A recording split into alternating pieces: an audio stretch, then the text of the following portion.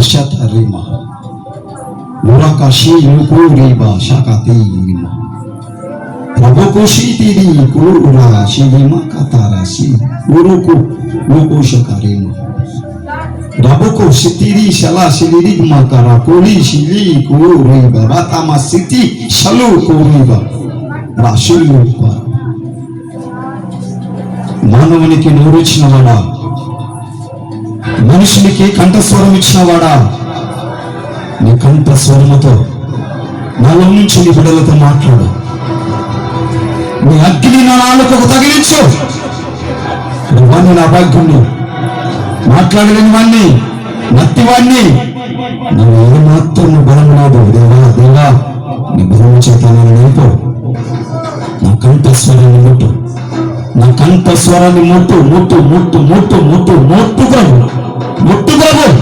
పరిశుద్ధాత్మదేవ, పరిశుద్ధాత్మదేవ, శక్తితో దిగిరా నా మీదకి, నా అభిషేకముతో దిగిరా. నా కంఠస్వరాన్ని ముట్టు. నాలుక మీద నీ అగ్ని అగ్ని అగ్ని ఉంచు. దిగిరా దిగిరా దిగిరా. ఆత్మతో నింపు, శక్తితో నింపు. నా కంఠస్వరాన్ని ముట్టు ముట్టు ముట్టు. నా కంఠస్వరాన్ని ముట్టు. విశ్వాత్మదేవ, సైన్యములకు అధిపతి అయిన దేవ, దేవుడు అయిన యెహోవా, నా కంఠస్వరాన్ని ముట్టు. నా కంఠస్వరాన్ని ముట్టు ముట్టు ప్రభువా. నీవే నన్ను వాడుకోమని, నీవే నన్ను దర్శించమని, ఇలా నీవే నీ బిడ్డలతో మాట్లాడమని ప్రార్థిస్తాను. నేను మాట్లాడుతుండగా నా మాట, ఒక్కొక్క మాట వింటున్న వారి హృదయంలోకి గడ్డ పారవలే దిగుడుగాక, దిగుడుగాక. నా మాట అగ్ని అయి బయటగాక. నాలో నుంచి వచ్చే ప్రతి మాట నీ అగ్ని అయి, నీ వాక్కై ఒక్కొక్కరి హృదయంలోకి చొరబడునుగాక, చొరబడునుగాక. వింటున్న వారి హృదయంలో దద్దరిల్లుగాక. పరిశుద్ధాత్మదేవ, నీవే కంప్లీట్ గా నన్ను వాడుకోమని ఘనతయు మహిమయు ప్రభావము చెల్లించుకుంటూ పరిపూర్ణంగా పరిశుద్ధాత్ముడా నన్ను నేను నీ చేతికి అప్పచెప్పుకుంటూ, పరిశుద్ధాత్ముడా పరిశుద్ధాత్ముడా పరిపూర్ణంగా నన్ను నేను నీ చేతికి అప్పచెప్పుకుంటూ నజరేయుడైన యేసు నామములో ప్రార్థిస్తున్నాను తండ్రి. ఆమేన్ ఆమేన్ హల్లెలూయా. బిగ్గరగా చప్పట్లు కొట్టి దేవుని నామాన్ని మహిమపరచాలి.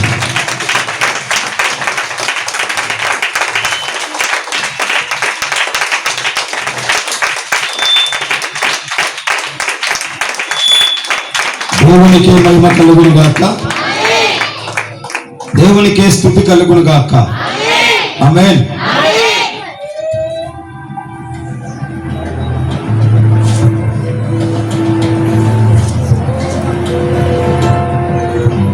దేవుడు మనల్ని నడిపించే విధానము చాలా డిఫరెంట్గా ఉంటుంది. మనుషులు నడిపించే విధానం వేరు, దేవుడు నడిపించే విధానం వేరు. మనుషులు నడిపించినట్లుగా దేవుడు నడిపించడు. మనుషులకు ఉన్నట్లుగా ఆలోచనలు దేవునికి ఉండవు. మనుషులు నడిపించే విధానం వేరు, దేవుడు నడిపించే విధానం వేరు. నీ పట్ల నా పట్ల మనుషుల ఆలోచనలు వేరు, దేవుని ఆలోచన వేరు. నీ పట్ల నీ తల్లిదండ్రుల ఆలోచనలు వేరు, నీ భర్త ఆలోచనలు వేరు, నీ భార్య ఆలోచనలు వేరు. కానీ దేవుని ఆలోచనలు వేరు, దేవుడు నడిపించే విధానం వేరు. ఒకవేళ నీ పిల్లలు ఏదైనా అడిగితే నువ్వు ఇస్తావు, ఎవరైనా ఏదైనా అడిగితే ఇస్తారు, ఎవరైనా ఏదైనా అడిగితే అప్పైనా సరే ఏదైనా సరే ఇస్తారు. ఎందుకు ఇస్తారు అంటే నీ మీద అభిమానం కొలది, నీ మీద ప్రేమ కొలది, నీ మీద ఉన్న ఇష్టం కొలది ఎవడైనా అప్పిస్తాడు, ఎవరైనా ఏదైనా అడిగితే ఇస్తాడు. కానీ దేవుడి వాడు, మరి నీ మీద ప్రేమ లేదా దేవుడికి? నీ మీద దేవుడికి ఇష్టం లేదా? మనిషి అడగానే ఇస్తున్నాడే, మనిషి అడిగినమ్మని ఇస్తున్నాడే.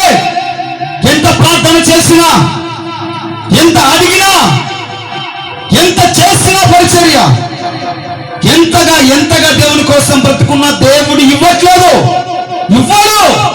ఎందుకంటే దేవుని ఆలోచనలు వేరు, దేవుని విధానం వేరు. నడిపించే త్రోవ వేరు.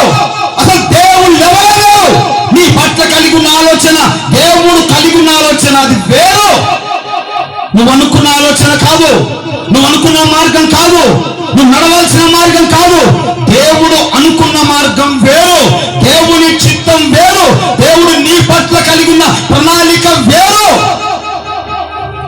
నీ ఆలోచనలు వేరు. నీ పట్ల మనుషులకున్న ఆలోచనలు వేరు, మనుషులు నీ పట్ల చేసే ఆలోచనలు వేరు.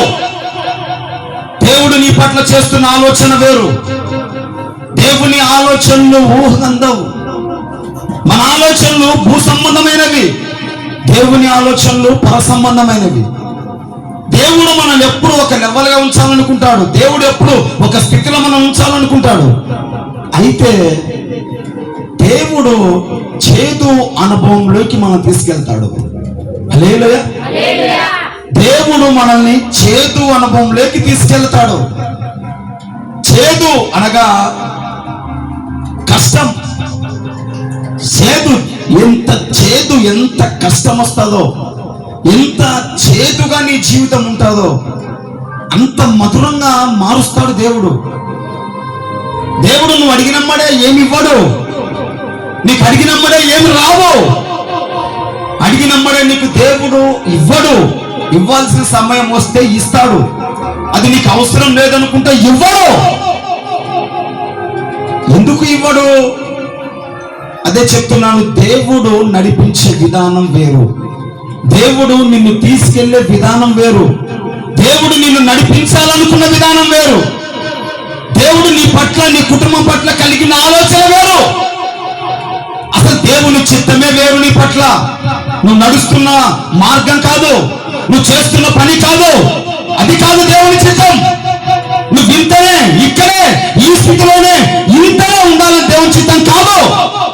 కష్టాల్లో, శ్రమల్లో, అప్పుల్లో, బాధల్లో నలిగిపోవాలని దేవుని చిత్తం కాదు.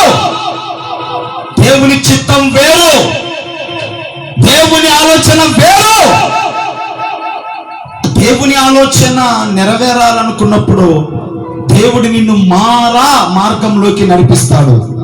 మారా రూటు క్లియర్ చేసి పంపిస్తాడు. మారా అంటే చేదైన అనుభవంలోకి నడిపిస్తాడు. నిన్ను చేదైన మార్గంలోకి తీసుకెళ్తాడు. చేదైన త్రోవలో నడిపిస్తాడు. చేదైన త్రోవలో నిలబెడతాడు. హల్లెలూయా, హల్లెలూయా. మనం అనుకుంటాం, ఏంది ఎంత ప్రార్థన చేసినా జవాబు రావట్లేదే, ఎంత చేసినా రెస్పాన్సిబుల్ రావట్లేదే, ఎంత చేసినా పని కావట్లేదే మనం అనుకుంటాం. కానీ దేవుడు నిన్ను, నన్ను, మనందరినీ మొదటగా ఆయన మారా మార్గంలో నడిపించాలని ఆయన ఆశపడుతున్నాడు. చేదైన అనుభవంలోకి మనం రావాలి. ముందు చేదు. ప్రతి మనిషి జీవితంలో చేదు అనుభవం ఉండాలి. ప్రతి మనిషికి చేదు అనుభవాలు ఉండాలి. ఏ చేదు అనుభవాలు అంటే లోక సంబంధమైన చేదు అనుభవాలు కాదు, దైవిక సంబంధమైన ఆలోచనలు కలిగి చేదు అనుభవాలు కలిగి ఉండాలి.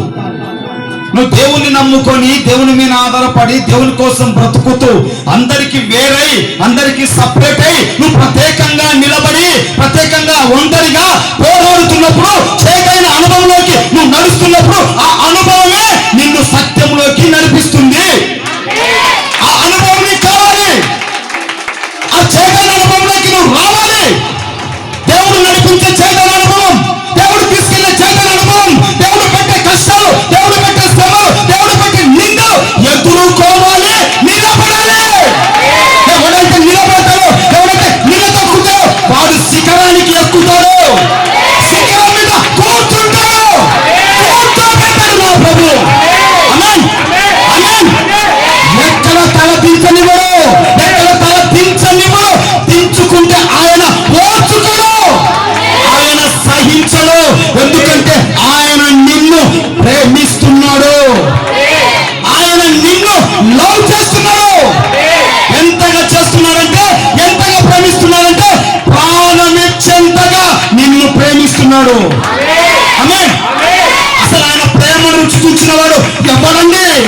దేవుణ్ణి. దేవుని ప్రేమ రుచి చూసిన వాడు ఎవడు వదులుతాడు దేవుణ్ణి? నేను రుచి చూచా, అందుకే దేవుణ్ణి వదలట్లేదు నేను. ఏమొచ్చినా, ఎంత కష్టం వచ్చినా, ఎంత శ్రమ వచ్చినా, ఏదొచ్చినా నా ప్రభువును వదలట్లేదు. ఎందుకు తెలుసా? ఆయన ప్రేమను రుచి చూచాను నేను. ఆమేన్. దేవుని ప్రేమ రుచి చూచిన వాడు, దేవుని చేదైన అనుభవంలోకి వచ్చిన వాడు ఖచ్చితంగా ఆ కుటుంబం వర్ధిల్లుతుంది. ఆమేన్. హల్లెలూయా. నాకు చేదొద్దు, నాకు తీపి కావాలి. హల్లెలూయా. తెలుసా, తీపైనా తినంగా ఎగురు కొట్టిద్ది అది. హల్లెలూయా. అప్పుడప్పుడు మధ్యలో మనకు చేదు తగలాలి. దేవుని నామానికి మహిమ కలుగును గాక. ఆమేన్. చేదైన అనుభవంలోకి రావాలండి. ఆ చేదైన అనుభవంలోకి దేవుడు తీసుకెళ్తాడు. ఒక సైన్యాన్ని తీసుకెళ్లాడు చేదైన అనుభవంలోకి. వాడిని ఎలా తీసుకెళ్లాడు చూడండి. నిర్గమకాండం, అందరు బైబిల్ నిర్గమకాండం బైబిల్ తీయండి. బైబిల్ ఉన్న వాళ్ళందరూ నిర్గమకాండం 12వ అధ్యాయం పేజీ నంబర్ 53. నిర్గమకాండం 12వ అధ్యాయం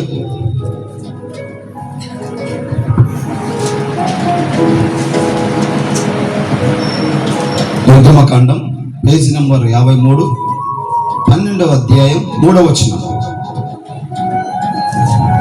అందరు బైబిల్ ఉన్న వాళ్ళు తీయండి.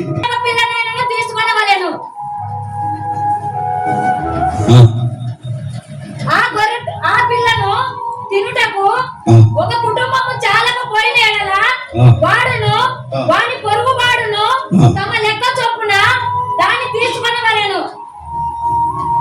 తర్వాత ఆ గొర్రె పిల్లను భుజించుటకు ప్రతి వాని భోజనము పరిమితిని బట్టి వారిని లెక్కింపవలెను. నిర్దోషమైన ఏడాది మగ పిల్లను తీసుకొనవలెను. గొర్రె పిల్లలలో నుండి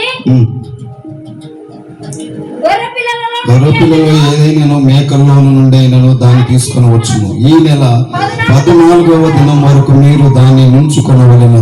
తమ కూటములలో సాయంకాలం మందు దాన్ని చంపి దాని రక్తము కొంచెము తీసి తాము దాన్ని తిని ఇండ్ల ద్వారం బండపు 2 నిలుపు కమ్ముల మీద పై కమ్ము మీద చెల్లి ఆ రాత్రే వారు అగ్ని చేత కాల్చబడిన ఆ మాంసమును పొంగలి రొట్టెలను తినవలెను. చేదు కూరలతో దాన్ని తినవలెను. హల్లెలూయా. చేదు కూరలతో అనేది దాన్ని తినవలను. అండర్లైన్ చేసుకోండి. చెప్తా, మీకు వివరంగా చెప్తా. ఈ ఒక్కటి వివరంగా చెప్పి నేను ముగిస్తాను. అంటే సుఖమేనా అనుభవించేది? కష్టం అనుభవించవా? దేవుడు ఎప్పుడు నీకు సుఖమే ఇవ్వాలా? కష్టాలు అనుభవించవా?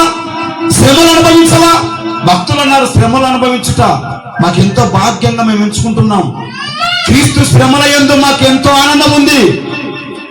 దేవుడు చేదు అనుభవాన్ని తీసుకొస్తాడు.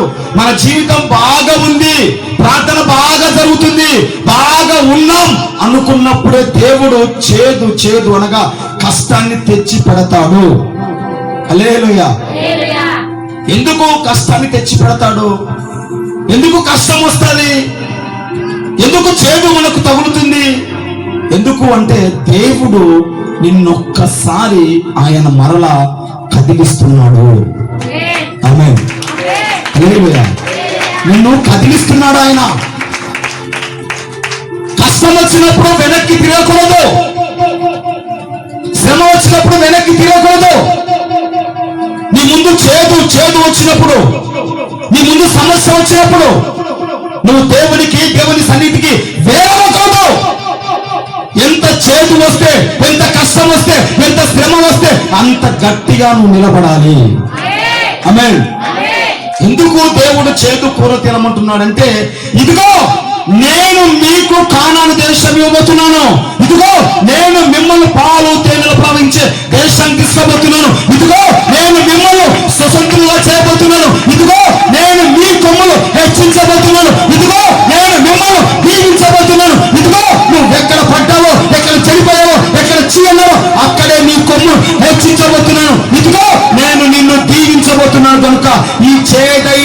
అనుభవము నీకు రావాలి అంటున్నాడు ప్రభు. ఆమేన్, ఆమేన్. చేదైన అనుభవంలోకి మనం రావాలి. కష్టం వచ్చినప్పుడు ఆగిపోకూడదు, శ్రమ వచ్చినప్పుడు ఆగిపోకూడదు. ఒక్కొక్కసారి దేవుడే శ్రమ పెడతాడు. ఒక్కోసారి బాగుంది జీవితము, బాగా జరుగుతుంది, బాగా నువ్వు ప్రార్థనకు వస్తున్నావు, బాగా మందిరానికి వస్తున్నావు, బాగా భక్తి చేస్తున్నావు, బాగా ఉపవాసాలు ఉంటున్నావు. బాగా ఉన్నప్పుడే నీకు చేదైన కష్టము, చేదైన అనుభవము, చేదైన ఆశ ఒకటి దేవుడు నీకు చూపిస్తాడు.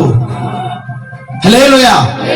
చేదైన ఆశ నీ దగ్గరకు వచ్చింది, కష్టం వస్తుంది, శ్రమ వస్తుంది. అప్పుడు నువ్వు దేవుణ్ణి వదిలిపెట్టి వెళ్ళకూడదు. అది తీపి అయినా, అది చేదు అయినా, అది ఏదైనా నువ్వు నిలబడి దేవుని వైపు చూస్తే ఖచ్చితంగా దేవుడు నిన్ను దీవిస్తాడు, స్వస్థపరుస్తాడు, నీ కుటుంబాన్ని రక్షిస్తాడు. ఆమేన్. హల్లెలూయా. యేసయ్యా ప్రేమకు సజీవ సాక్ష్యం, ఇది స్వస్థతనిచ్చే ఆలయం. కన్నీరు తుడిచే క్రీస్తుని పాదం, ఇక్కడే దొరుకును నిత్య జీవం. బేతెస్త కోనేరు.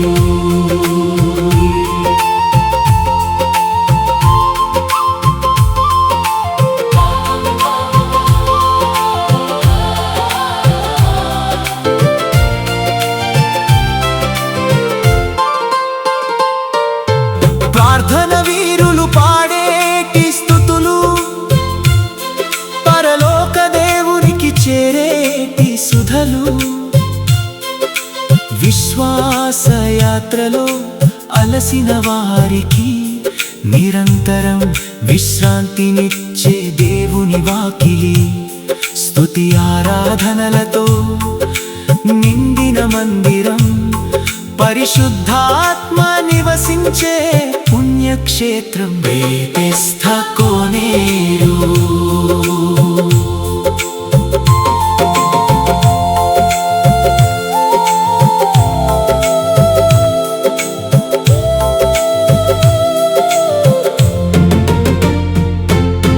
బేతెస్త కోనేరు మినిస్ట్రీస్ నామం, ప్రతి ఇంటా నింపాలి క్రీస్తు సుగంధం.